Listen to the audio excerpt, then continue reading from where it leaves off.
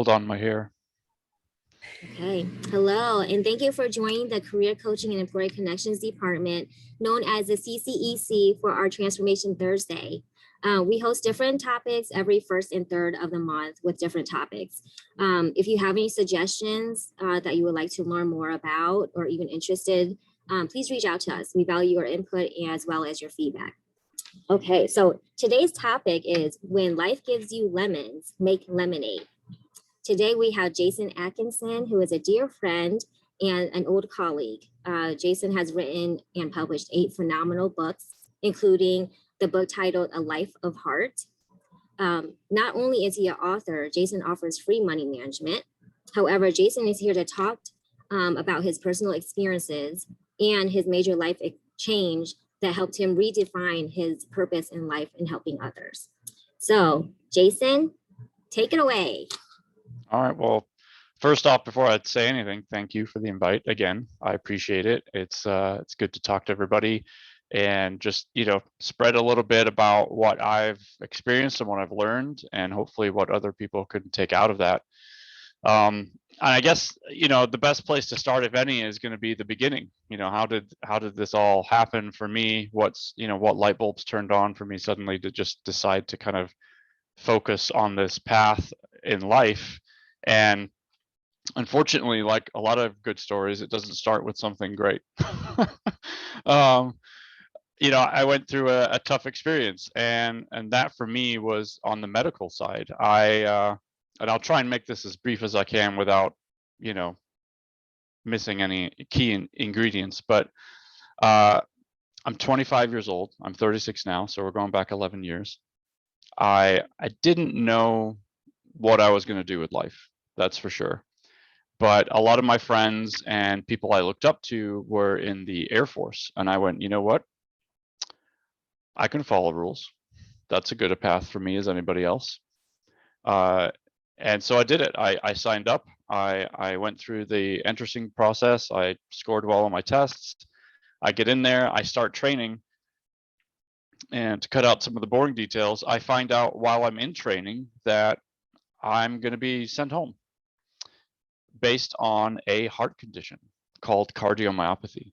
Now, this is a kind of heart condition where you don't have real symptoms. It's not like you're having a heart attack or blockages and you just go in and have a quick surgery and then keep going with life. Most people that have this condition find out by stumbling upon it.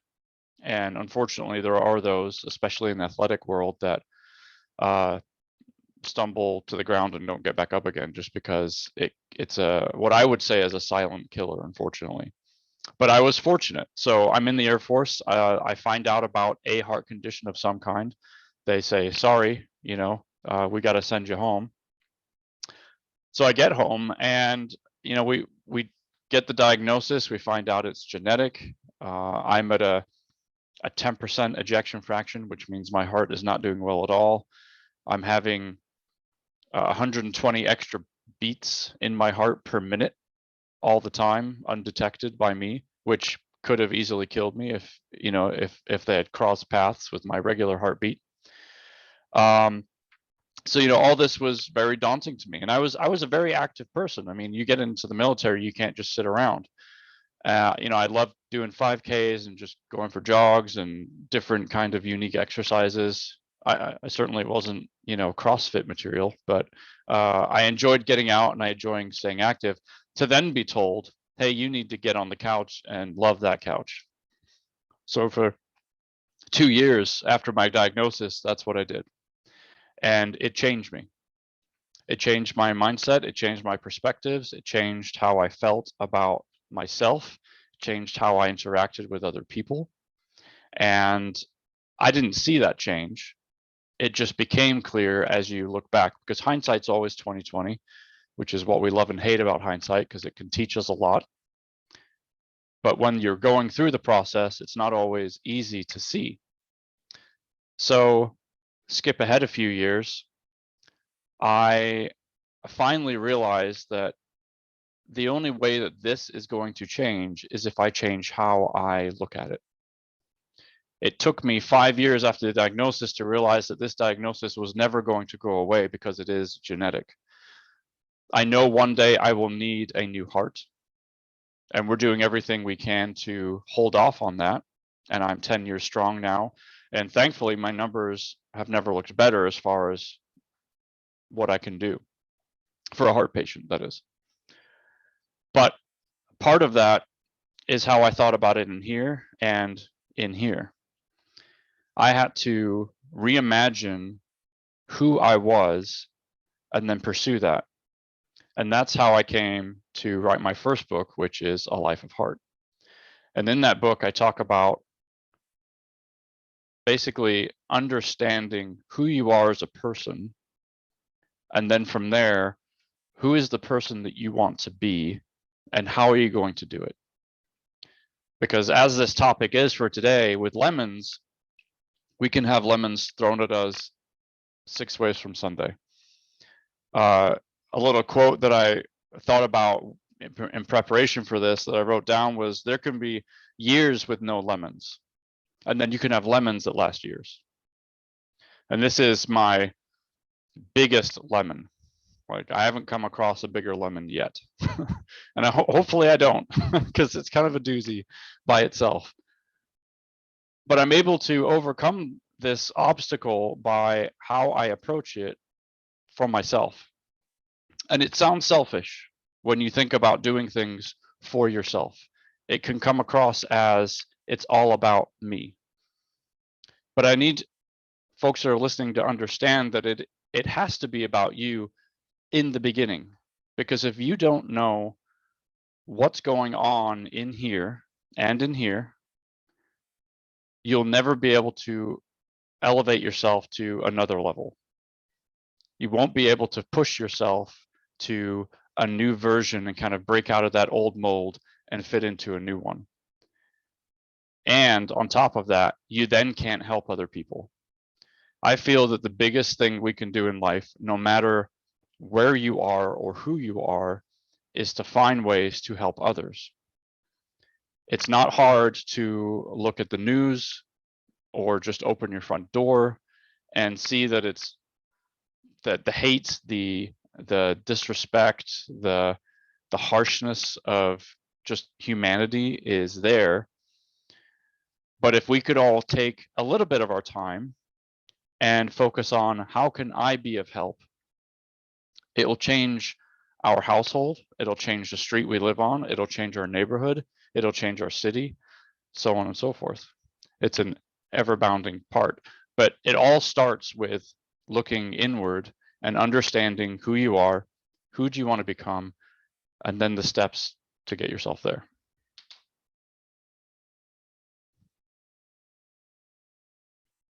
All right, great information. I had to unmute, sorry. Yeah, great information, Jason. You know, just do you guys have any questions? Yan, do you have a question or anything like that, or anything you'd like to add to what Jason has, you know, his like, could you go into like specifics of what you maybe did to sort of overcome that I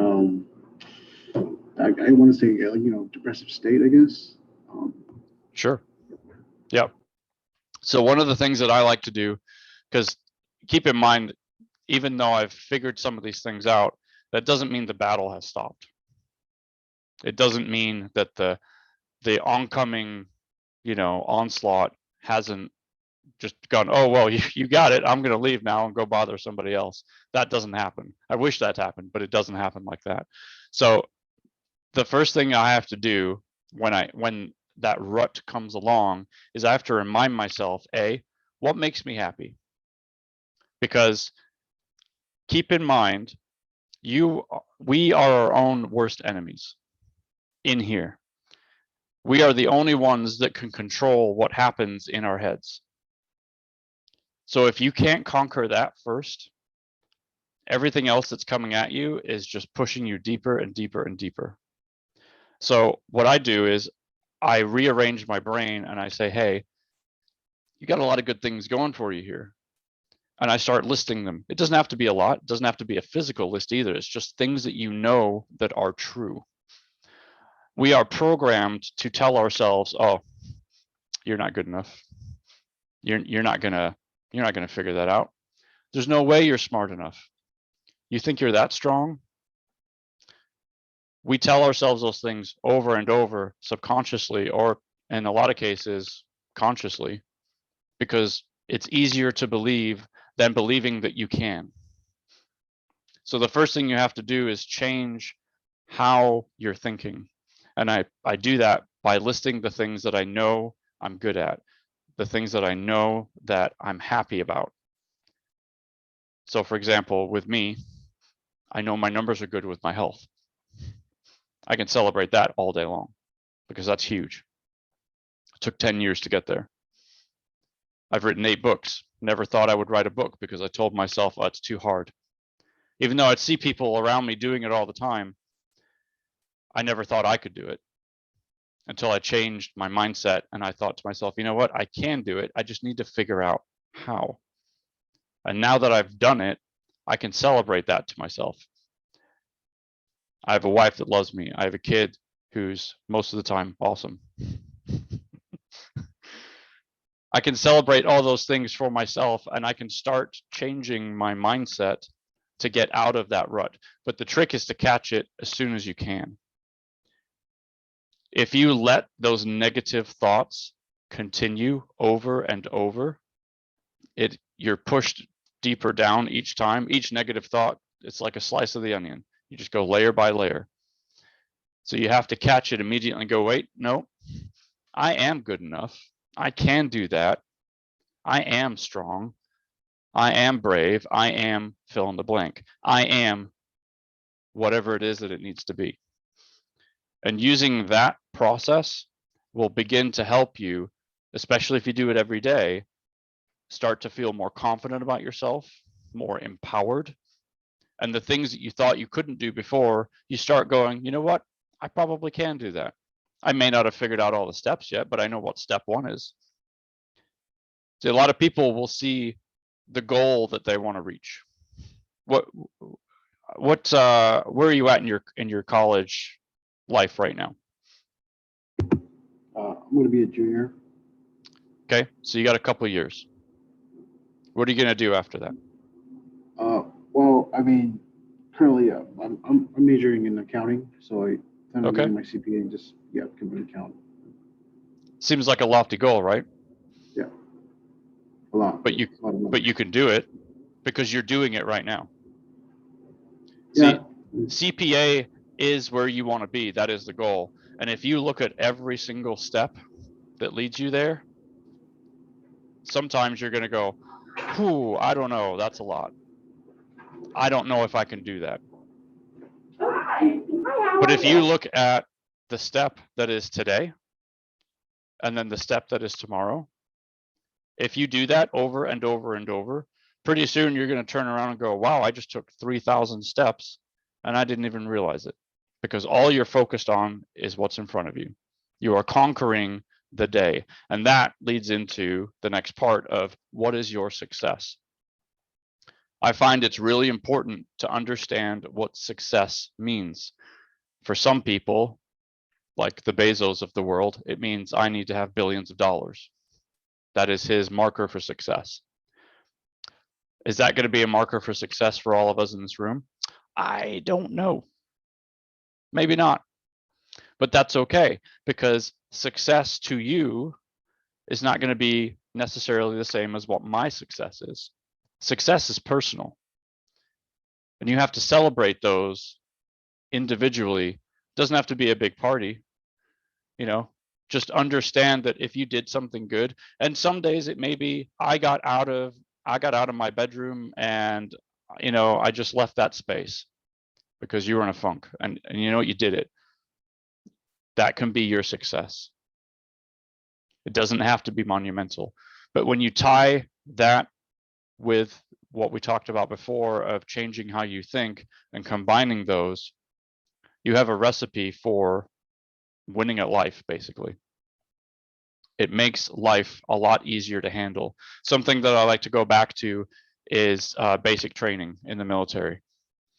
There's a recruitment video where I watched, and one of the questions that a trainee was asked was, hey, does basic training get easier as you go? And the trainee laughed and he's like, no, it gets way harder. And I'm like, yeah, that's true. But what changes is how the trainee is prepped to handle those situations. Now, replace basic training with just life, your life. What you do to help yourself figure out life will make those lemons that come your way easier to handle, because your brain, your heart, you're more equipped to deal with it.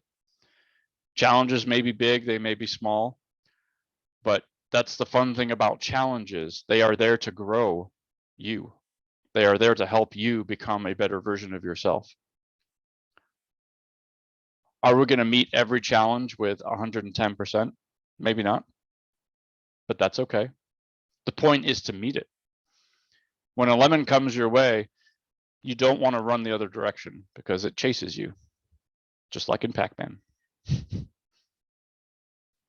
What you want to do is you want to face it head on and go, okay, I see you're in my way. I recognize what you are. And here are the things that I can do to get around it, get over it, go through it, whatever it takes.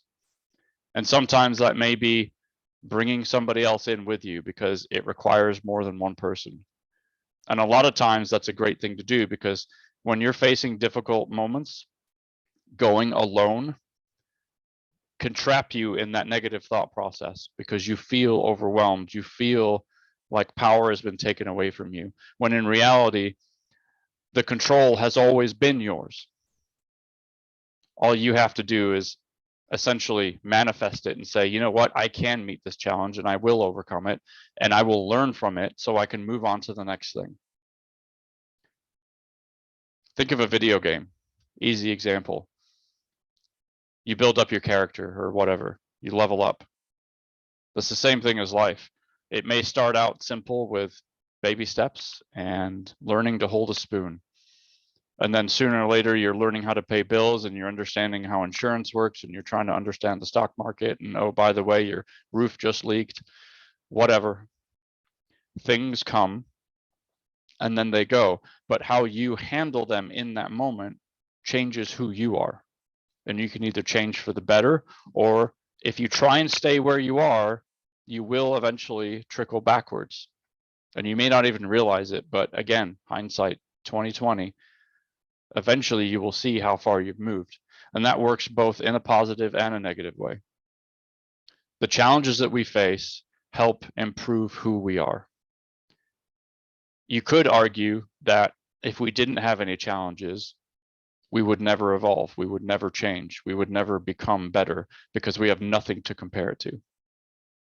Now, I'm not saying go out and look for a problem because they will come just naturally. As we make decisions in life, there's every choice we make has a good and bad, yin and yang, so to speak, in some way. So the more that you prepare yourself for the challenges that come, the better off you're going to be after them, because the next challenge may not seem as difficult. Hopefully that long answer was helpful.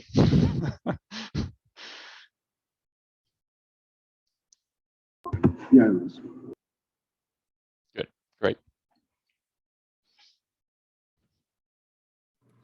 Okay, Lorena, I saw you like nodding your head, were you just agreeing to like, or did you have a comment? I know that when Jason was talking about the mindset and like the brain and how you have to like kind of just, train it to think in a more positive, which is hard, for it is. people. It can be. It's just like we just gravitate towards negativity, rather than positivity. So yeah, I saw you nodding your head. So I didn't know if you had a comment about that or. Oh yeah. I mean, not a comment, just it's more of like I can relate. I can relate to those to that whole experience that you were going through with your health issues. I didn't have any like that kind of a health issues that you went through. I just have other little things, nothing compared to, it's just allergies and, back pain, Well, those. allergies suck. I don't care who you are. Allergies are. Yeah. No Yeah. one likes allergies. Okay. Yeah, it is. It's annoying. It's just annoying because you never know how you're gonna wake up. Yeah. No, I know. Right. Yeah. And so yeah, I can relate a lot into like the mindset, because I'm one of those to be saying, oh my goodness, are you stupid? How are you going to do this? Or how come you didn't see this coming? Or how come everything negative? How come you didn't oversee this? Or how come you don't know how to do these things? Or didn't you see in front of you? Those type of things all the time.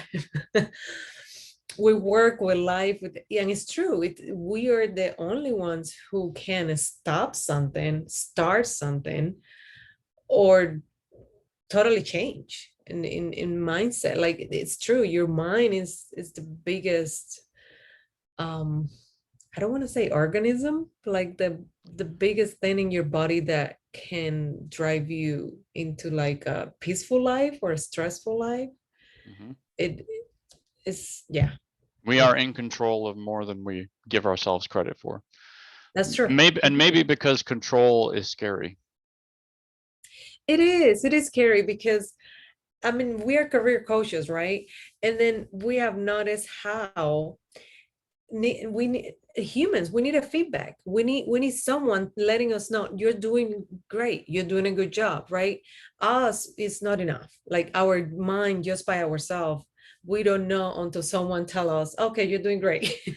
You don't know if you think you're doing the right thing. Most of the time you just blame on yourself for everything, but sometimes you are doing the right thing, but until someone notices and tells you, like someone coaching you, a counseling session, and a psychologist, or a partner, a friend, and family member, who knows, until someone tells you, hey, you did the right thing, you don't feel like, oh, okay, well, now I'm good.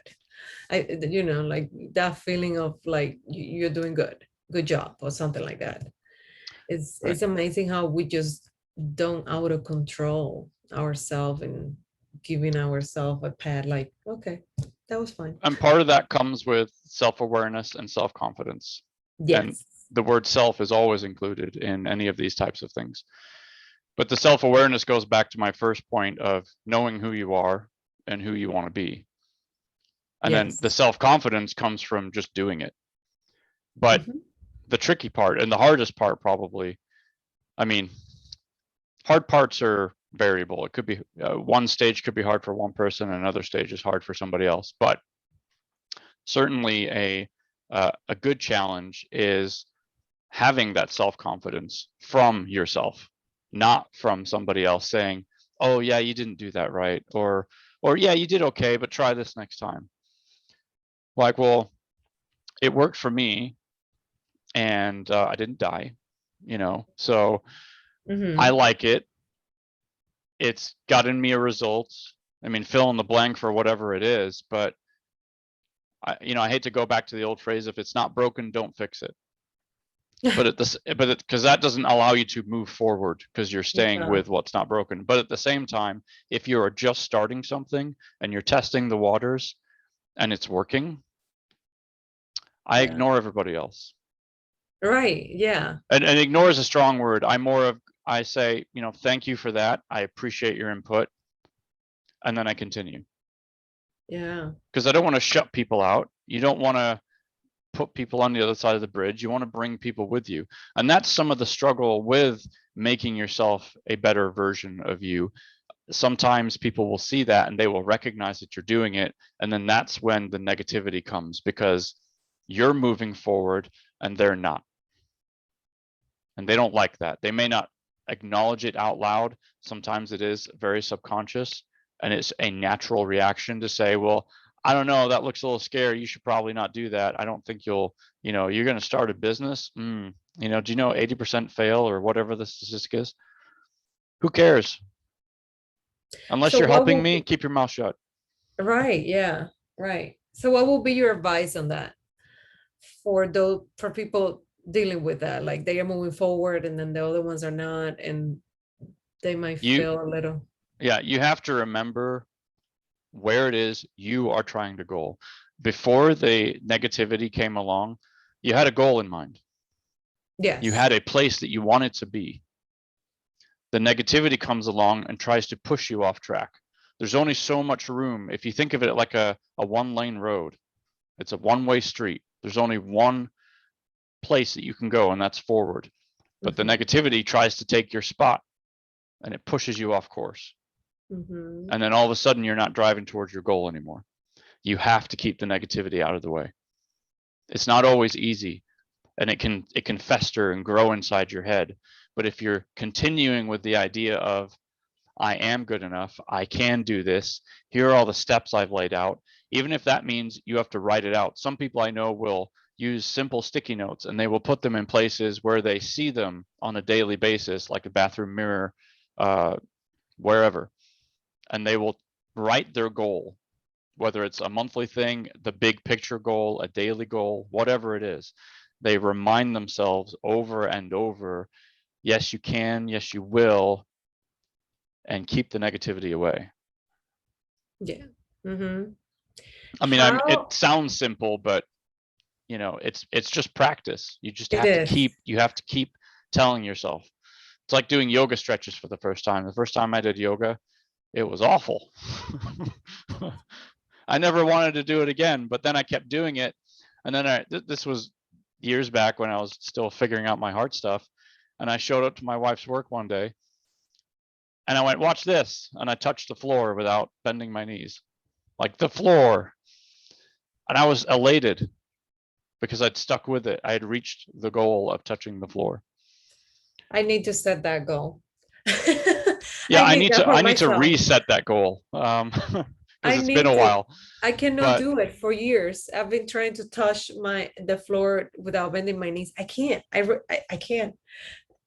My boyfriend keeps reminding me, keep doing the stretches. I do it one day, it doesn't go well, I don't do it again. Well, and here's the other tricky thing about goals too. It is really easy to have someone else give you an idea that is their goal, and then you take that on for yourself and go, I should probably do that too, because like social media, well, they're doing it, I need to do it. Yeah. We have to be very careful that the goals that we set are truly our goals.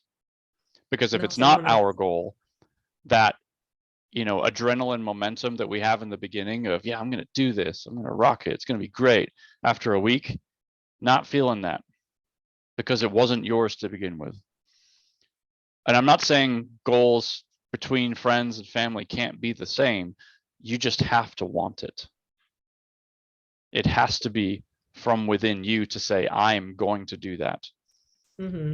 So I'll bring in the money management stuff as an example. I've been very passionate about helping people with their personal finance, because unless I'm mistaken, something's changed in the school system. It's not taught to just understand how your money works and where it goes and where it doesn't go. Yep.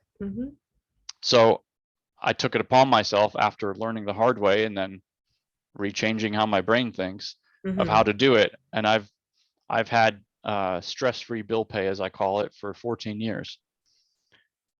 Now I teach that to other people for free because I just want them to know. I'm like, I found this treasure trove over here under the ground, and I want you to have some. You know, enjoy this with me. Help That's so yourself. nice that you do that. Yeah. So, but the goal was mine. It wasn't my wife going, oh, you should, you know, help other people. I came up with that goal. That was my passion, my drive, my momentum. And so I still do it. So, you know, it's been 14 years. It's still a passion. If it wasn't mine, we wouldn't be talking about it right now, because it would have fizzled out a long time ago. Yeah. And it's true. It's finding that motivation. What motivates you? Well, it's finding that one thing that you have that drive for, or motivates you to do, to say, to write, to whatever, whatever it is. The motivation and the drive go hand in hand. You can't accomplish what you set yourself to do if you don't have both. Going back to the books, I was motivated to write a book of some sort. I don't know what it was. I just wanted to do it. I was motivated for a long time, but it wasn't until I found the drive to get there, which was ultimately the heart condition, that actually got me to writing the book. Mm-hmm. So when people say to you, oh, you just got to be motivated. You just got to be motivated and you can do it. Like, okay, that's nice. Yes. That's a way to, figure out if you're passionate about it, but then have drive, actually have the means and the ambition to go and start the journey, whether it's 10 steps, 100 steps, or 10,000 steps, it doesn't matter. You got to have the drive. You can't do it without it. I have a Let me question. ask you a question. Oh, sorry. Oh, go ahead. No, go ahead, Lorena. Go ahead. Yeah, I'm talking too much. No, you're fine. So what will be your advice? This is for me. So I think I am still, I've gotten better, but I'm the type of person that the good enough saying, it was not a thing for me. I always like things done right. I'm the type of person to say, if I'm committed to do something, and if I say yes to something, I'm gonna do it right. I'm gonna do the best of me to do it right. And I'm kind of a perfectionist, so I like things done the right way with all the details right. I have learned that life is busy enough that I don't have the time to do everything right. And the good enough, it works sometimes, but I'm still fighting with it. What would you recommend? Well, first thing I think about is I think about myself in that, because when I say I'm going to do something, I jump in with 2 feet and then ask questions on my way down. I might have forgotten the parachute. That's fine. We'll figure it out when I land. When you land. Are we going to tuck and roll? What are we going to do? So I get that. But like you, I have learned that perfection isn't always necessary. It really depends on the situation. It is situational, just because sometimes, if you're balancing your budget, yeah, you need to pretty much nail it on the head. Otherwise you might be out. But if it's, well, give me a project that you're working on that you're trying to be 110%.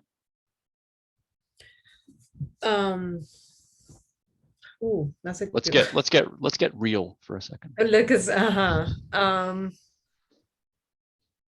Choose from your many, Lorena. Choose from your many. Let's see. From your many, yeah.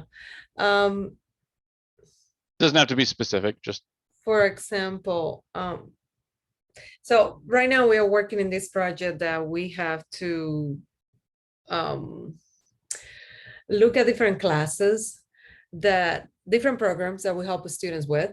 And then there are these 2 intro classes that is where we go and present the career needs, all the career resources that we can help the students with. And we have to look in different ways of reading the outline of the classes and then seeing what they need for career development and then how we can help them. So it's a lot of detail-oriented type of thing, type of project. And my problem is that I brainstorm so much before I start. So I try to think of so many ways instead of just jumping in and then finding out along the road, down the road that, oh, maybe I can do this better. I just try to come up with a whole idea before I even start. And that. So let me pause you right there. Here's why I asked you that question. You started solving your own problem. Oh, yeah. Yeah. Most of the time we know the answer. We just don't want to go there because it's different and it's change.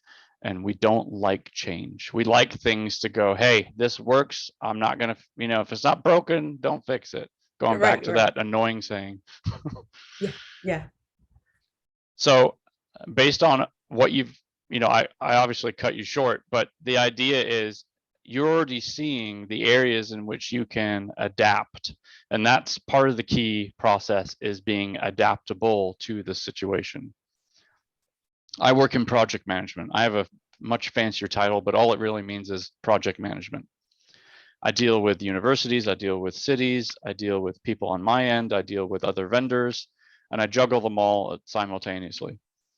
Now, yeah, I have to get my details correct. Otherwise projects, flip over and turn inside out. But I have to be adaptable and flexible in how I approach the people I work with, in how we organize ourselves to be able to get the projects done, so on and so on.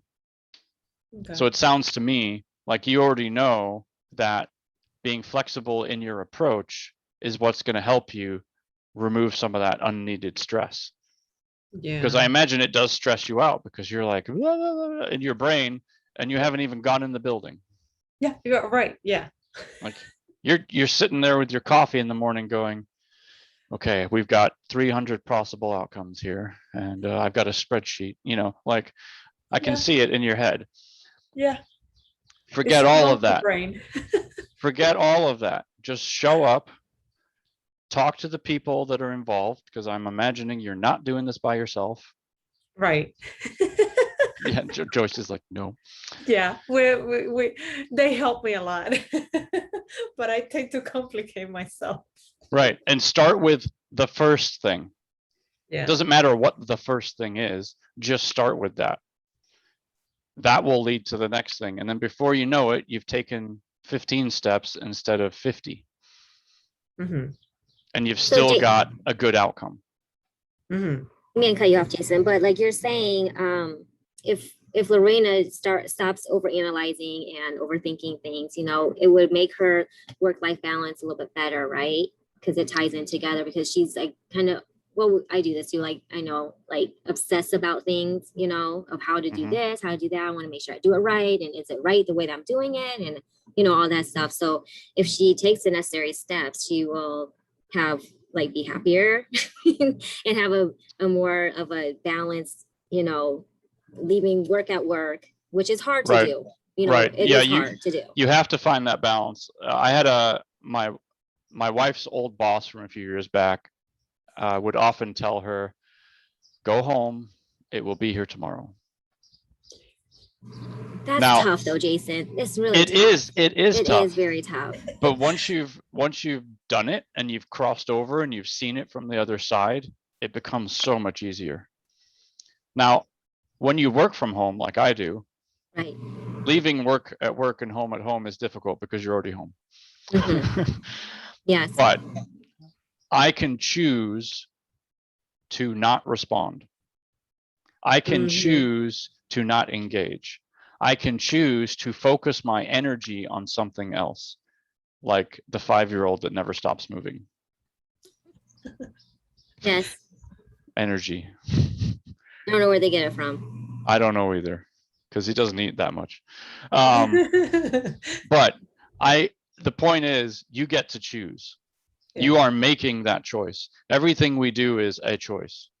Yeah. So when it comes to managing how you approach a project, cutting off your work and home life environment, you have to make the choice.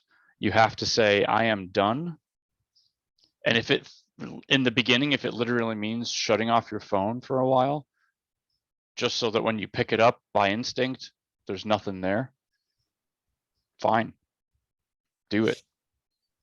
Tell your colleagues, hey, after I get off work, my phone is dead. Right. I don't know how it happens. It just magically dies. So Jason, I've done that before, but I just end up turning the phone on. So I know it's a choice, like you said. It's but pattern and how do you- habit. Okay. Pattern and I was gonna habit. say, like, how do you take yourself back to making the choice of this, I'm not gonna answer. I'm just not gonna answer, or I'm not gonna turn it on. Like having the self-control, I guess, right? Yeah, it is a bit of self-control, but the habit of, and once you've when you did that, did you go, wow, this actually feels pretty good, I'm not responding to anything? No, you didn't. You felt stressed, right? Yes. Yeah. You had anxiety of well, what if people are Yes. trying to reach me? What if someone's trying to call me? Right. What if Even the though I building's on know, fire? yeah, even though I know that's gonna be there tomorrow, or if I did do it and I'm like, okay, I won't respond, but then I'll not sleep all day, all night, and I'll wake up I just can't sleep and I want to respond, And that's where the communication comes back in. So Right. whoever it is that you're working with, you have to say to them, you know what? I am purposefully taking this time. Please, unless it is a dire emergency, do not contact me. And there has to be some respect there between you and coworkers and anybody really. If you Yeah. need a bubble for a moment to step into because you just got to decompress or whatever, there has to be a cutoff. So part of it is you, part of it is communicating to other people. Like I have people, like I said, California is the company that's where they're based, and people try and contact me all the time. I will sometimes reply depending on what it is. And sometimes, my choice, sometimes I will say, I will talk to you tomorrow. And that's all I say. And they get it because they know for me, it's later in the day. I'm done working, but they can't help themselves. And that's fine. I get it. But there has to be a disconnect at some point, and you have to make that choice. The more you make the choice and the more you do it, the more of a habit it becomes. But coincided with that communication from other people, if they are understanding that this is what you are doing and you need it just for your own mental health, like just leave me alone. We will talk tomorrow. I'll see you at the coffee machine, whatever. It can become a lot easier. But if we isolate ourselves and just tell ourselves, oh, I'm not going to do this, but no one else knows what you're trying to do, it still comes. So you have to share that. You have to be open about what it is that you are doing. Yeah. And if someone has a problem with it, that's what the mute button's for. All right, that's good. Good advice. I'm gonna try it. Lorena, you gonna try it? Joyce? Yes. Again? I will. Joyce, you should definitely try it. Yes, Joyce. Try it. I feel like there's a hint there, Joyce. Well, yeah. Oh gosh, yeah, I probably do. I think Ann and I, we all send work emails late at night and that kind of thing. So it can happen for sure. But I do have a question. I know we're getting close on time, but at any point in your journey, I know it was probably very disappointing when you found out you could not continue with, was it the Air Force? That's right. Yeah. So at any point, did you think about kind of numbing yourself to your situation through any type of, substance or alcohol or anything like that? I know that we encounter a lot of individuals who struggle with that. And I just wondered, how do you approach that type of thing? Yeah, no, it's a good question. And I didn't, but that's also because of the type of person that I have been and am. Mm-hmm. When the doctor says, oh, you've got these slew of pills you need to take, I'm like, okay, yes, sir. I'll take the pills. Right. When they say, oh, don't do this if that's going to happen. I wasn't in the first few years. I was very much fight the man. You can't tell me what to do. But the type of person that I was and am led me to not need to go down that path. Now, for the people that are more, let's say, susceptible to that kind of thinking, it all starts at a foundation. You have to know that that is you, and you have to name it. So it goes back to knowing who you are. If you know that a really bad day is going to put you in a situation that could end up leading to alcohol, drugs, whatever, fill in the blank, you have to name that. And then more importantly, after that, you have to bring other people alongside you, because that is not a fight that you do by yourself. It never is. Right. You might win day one, you might win day two, but eventually the fight keeps coming and you're going to run out of steam. Your defenses are going to go down and you're just going to cave in because it's easier. Defeat is always easier than pushing through to success. So you have to bring other people along with you, and it has to be people that you trust. Right. You can't just go to your buddy that also enjoys a few drinks on the evening. And I'm not saying drinking is bad. I enjoy the occasional. That's not a problem. But if you're looking at it as a way of, well, this sucks, I'm going to go get a drink. Right. Not and the I think path. I think that's kind of the issue I've seen in individuals is like, oh, I just can't deal with this. It's too much. I'm stressed out. I need a drink, or I need whatever, Yeah. so. You have to find other ways to decompress. And, you know, whether it's meditative type stuff or ASMR, like I use that sometimes to help me get to sleep. Does anyone What is know what ASMR? I What was is just Yeah, gonna that? ask? I So don't know that. ASMR stands for auditory sensory meridian response. And I'll basically break it down as simple as this. When you go get your hair cut or someone's like brushing their fingers through your hair and on your head, and you're kind of like, oh, okay, this feels good. And you kind of melt a little bit. That is ASMR. And you can find it through, it doesn't have to be physical. It can be, you can go to YouTube and type in ASMR. There's bad ones, but there's good ones as well. But it basically tricks the brain into releasing the right amount of chemicals to help you relax, to bring you down, to lower your blood pressure, to make you breathe a little bit more slowly. And it can also, it just feels nice. It's a drug without a drug, basically. So it's like a Okay. technique that you use, Jason? Yeah. Like a technique or, okay. Yeah. Jason, do you mind typing it on the chat? That way I can Google it. Yeah, sure. Just type those letters in Okay. and off you go. All Another right. thing that you can do during the day is if the day is getting at you, may not even be a big thing like a, you know, a diagnosis, but it could just be Thursday. You know, it's a Thursday, it's a Monday. One thing I will do from time to time is if the weather is decent enough, I will step outside and I will take 5 whole minutes. Now, 5 minutes, when you talk about it, doesn't seem like a long time, but when you're standing there doing nothing, 5 minutes seems like an eternity. Right. You know, even if you have to set a timer on your phone or your watch or whatever, just take 5 minutes. I will sometimes, based on where our house is, our back door, I get a lot of sun. Even if it's on a cloudy day, I will just stand there, lean up against the house. I will close my eyes and I will take 5 minutes. Okay. And I just breathe and I don't think about anything. I just listen to my environment, whether it's, you know, birds, animals, lawnmowers, whatever, depends on the time of the year. I just take it in. And it gives me a fresh slate when I go back inside. Doesn't mean the problem went away. Doesn't mean the obstacles aren't still there. Doesn't mean the challenges have gotten any smaller, but it does give me a fresh chance to go at them, you know, kind of like a boost of energy. I renew myself, I've cleared my mind, and I can go back to it and see if there's a better outcome. Maybe there's something I didn't think of before. Maybe there's a person I haven't talked to yet. And those things often kick in after you do something like that. Now, it may not be the outside thing. It may not be the 5 minute, you know, breathing, but there's got to be something that works for you. And it could be trial and error to figure out what that is. But I would always encourage finding that.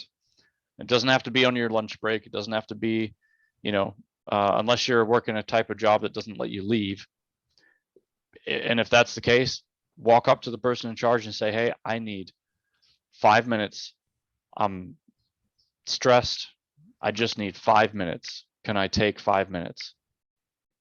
And most people with what's going on right now, mental health is much more of a non-taboo topic. Like people talk about it now. It's a thing. People are starting to recognize it. Yes, which I'm so glad about that. Now, Because it's true. yeah. And I'm not saying everyone's going to say yes to your 5 minute request. And if they don't, then you do the next step. You take 5 deep breaths. You face away from whatever it is that's bothering you. You close your eyes and you just inhale deeply and exhale deeply 5 times. Yeah. That's kind of the quick and dirty version. But if you can get the 5 minutes, take the 5 minutes. Yeah. Okay. Yeah. I've been trying to practice some I don't know if it's meditation, but I think it's a more breathing exercise. I'm trying. Yeah. Well, and the point is not to focus on whatever it is that you just left behind. Otherwise, you didn't leave it behind. You just brought it with you outside. So instead, refocus on just what you hear, which is why we close our eyes, because then we don't get distracted by anything else. We just listen and focus on what you're hearing. And if you're hearing nothing, that's okay too. Yeah, for sure. Oh, this is great. Thank you. Thank you so much. Absolutely. Great, Jason. Yeah. Okay, does anybody else have anything else to add? Anything? No? Okay, well, thank you so much, Jason, for spending time with us. And do you mind if I give them your email address if they have any further questions to reach out to you? Yeah, not at all. And I can be reached So- there or the website. Either way, it all comes to me. Great, yeah. Okay, If it's after Okay. hours, I might ignore you. right? Totally And do you have understandable. his website? Yeah, it's on the flyer. That Oh, was it's on the sent flyer. Okay, never out. mind. Yeah, it's just moneyhandle.com.